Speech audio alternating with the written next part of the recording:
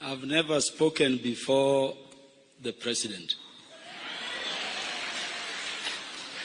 So nimeona ndugu zangu wanakuja wanasema tu karibu Your Excellency na wanaenda wakikaa. Sijui mimi sasa nitakosea nikisema kidogo. Ama niseme kidogo Your Excellency ukikubali. Your Excellency, ile wakati nimeingia hapa nilikuwa natembea nyuma ya ndugu yangu Farouk Kibet. Na nimesikia wale walikuwa ndani tayari wakisema ni kama rais amefika.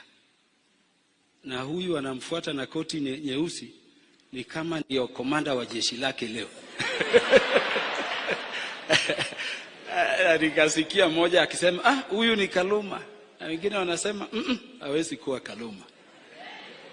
Mimi ndiye Peter Kaluma, mjumbe wa Homa Bay Town,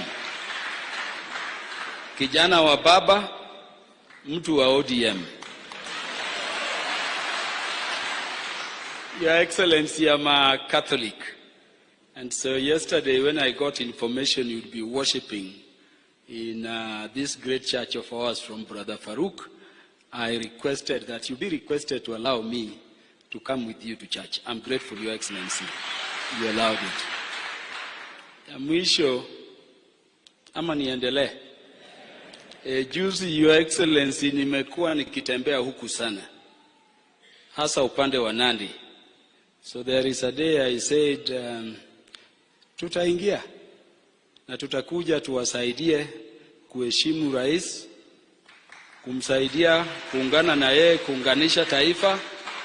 Na watu wengi sana hasa Mandago alisema utakuja kweli?